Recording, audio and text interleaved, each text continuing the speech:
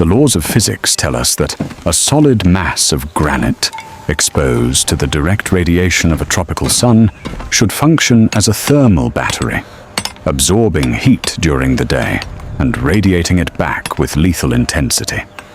In the heart of Sri Lanka, where the mercury regularly hits 50 degrees Celsius or 122 degrees Fahrenheit, the orange monolith known as Sigiriya should, by all accounts, be a dead zone.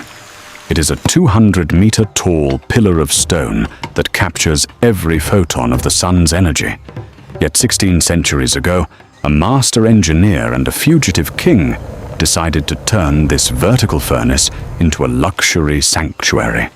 They didn't just build a palace on a rock. They hacked the laws of thermodynamics to create a cloud-dwelling metropolis that defied the surrounding jungle's heat. This wasn't a project born of vanity, but a desperate need for survival. And the engineering solutions hidden in these ruins are far more sophisticated than our modern eyes initially perceive. To understand the genius of Sigiriya, we have to look past the stone paws of the giant lion and focus on the unseen movement of water and air. Before a single brick was laid on the summit, the engineers had to solve a hydraulic puzzle that remains a mystery to many modern researchers. They constructed a massive artificial reservoir, the Sigiriya Wewa, miles away. But it wasn't just for drinking. They used a network of underground ceramic pipes, buried meters beneath the scorching soil, to transport water toward the rock. These pipes were lined with refined limestone, which acted as a natural filter and helped maintain a constant, chilled temperature through the Earth's natural insulation. As the water approached the base of the monolith, it was forced through narrowed limestone valves to increase pressure. This resulted in the world's first gravity-fed fountains, which sprayed a continuous mist into the air. This wasn't for decoration. It was a large-scale evaporative cooling system.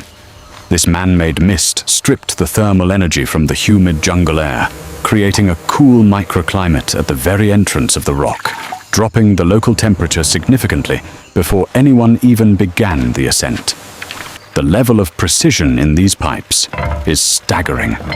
Archaeologists have discovered that the ceramic segments were fitted with a specialized interlocking mechanism, sealed with a resin made from local tree sap and ground brick dust, creating a watertight seal that has endured for more than 1,500 years. The gradient of these pipes had to be perfect, a fraction of a degree off, and the pressure would either be too weak to create a fountain or so strong it would burst the ancient clay. This was a civilization that understood fluid dynamics long before the Industrial Revolution. They were not just moving water, they were managing energy, using the kinetic force of a distant lake to fight the static heat of a desert rock. The climb itself was a calculated part of the cooling machine. While most ancient fortresses used stairs as a simple means of access, the architects of the 5th century designed the ascent of the Lion Rock as a series of thermal corridors. By carving the primary staircases into the deep grooves of the northern face, they ensured the path remained in a permanent, stone-cast shadow. But the true secret was the lion's head itself. While only the paws remain today, historical records and architectural footprints suggest that the original brick structure of the lion's head was a massive, hollow wind intake. It was positioned to capture the prevailing winds coming off the plains. But as the wind was forced through the narrow throat of the lion and up the enclosed staircases, it underwent the Venturi effect. The air accelerated and cooled, creating a constant, pressurized draft that acted like a high-velocity fan for anyone climbing the 200-meter vertical face.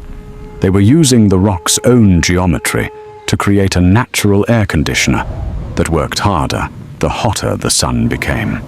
Halfway up the monolith, we encounter the mirror wall, a feature often dismissed as a purely aesthetic element.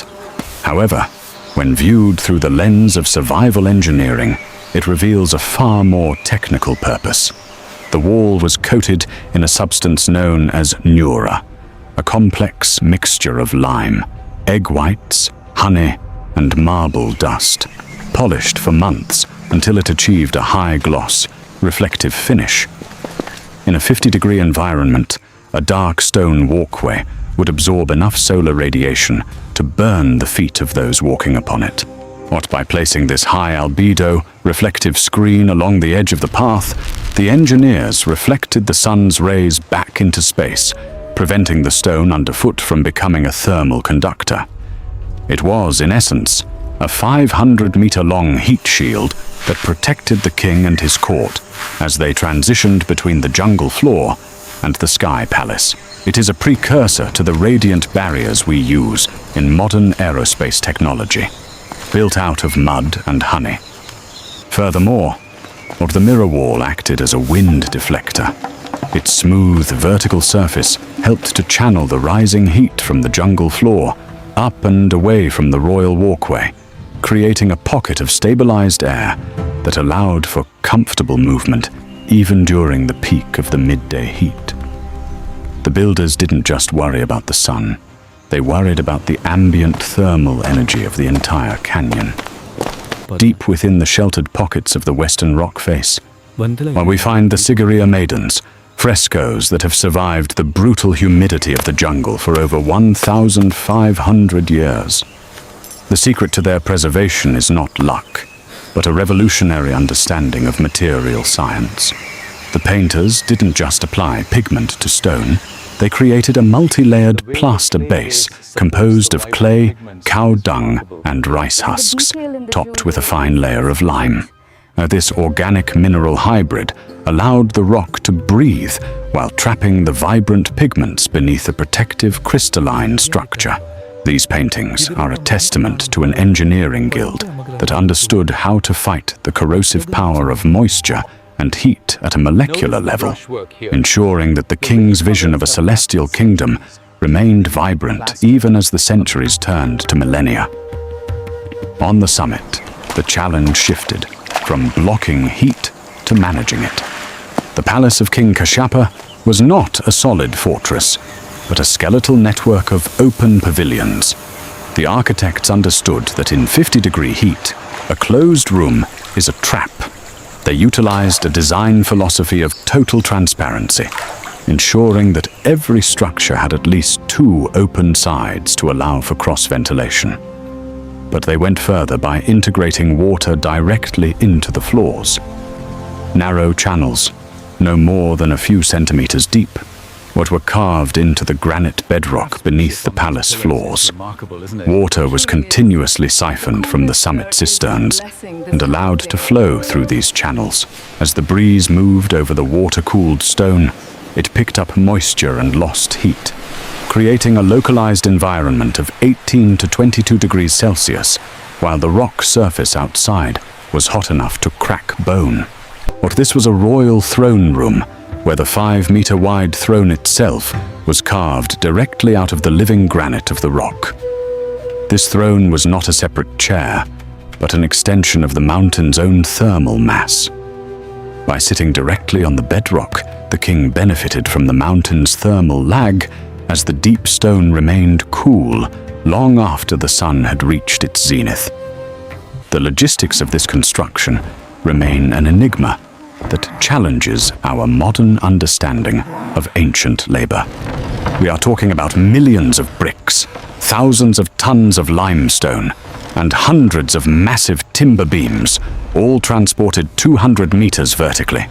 There were no iron pulleys, no steel cables, and no combustion engines. The workers used a system of bamboo scaffolding that wrapped around the monolith like a web, combined with human-powered treadmills to lift materials. But it wasn't just about strength. It was about the material science of the bricks themselves. The bricks of Sigiriya were fired at specific temperatures to ensure they remained porous. This allowed them to breathe, absorbing moisture during the rare rains and slowly releasing it during the 50-degree droughts, providing a natural humidity regulator for the living quarters. To feed and house 20,000 people in such an isolated location required a supply chain of incredible complexity. But massive storehouses were built at the base of the rock to hold grain and dried meat brought from the surrounding agricultural villages. A specialized workforce was dedicated solely to the maintenance of the Nura coating and the cleaning of the hydraulic channels. This was a city that required constant, rhythmic maintenance. If the water stopped flowing, or the reflective walls became dull with dust, the survival of the entire community would be at risk. Or this was urban management on a knife's edge. Beyond the cooling systems, the defense of Sigiriya utilized the very forces of nature.